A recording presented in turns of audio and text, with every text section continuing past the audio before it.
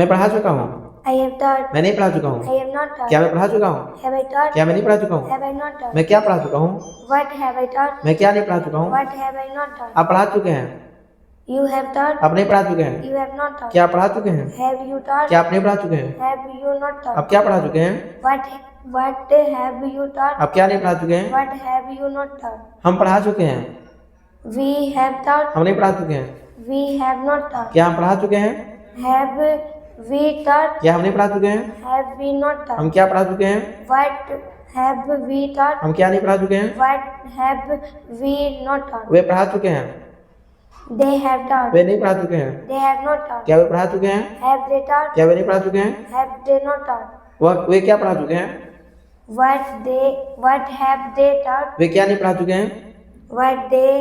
What have they not taught? वह पढ़ा चुका है। He has taught. वह नहीं पढ़ा चुका है। He has not taught. क्या वह पढ़ा चुका है? Has he taught? क्या वह नहीं पढ़ा चुका है? Has he not taught? वह क्या पढ़ा चुका है? What has he taught? वह क्या नहीं पढ़ा चुका है? What has he not वह taught? पढ़ा चुकी है। She has taught. वह नहीं पढ़ा चुकी है। She has not taught. क्या वह पढ़ा चुकी है? Has she taught? क्या वह नहीं पढ़ा चुकी है? Has she not taught? वह क्या पढ़ा चुकी है? Has he not taught? वह क्या पढ़ा चुकी है? What has she not? पांचवा What has she taut. taught? वह क्या नहीं पढ़ा चुकी है? What has she not taught?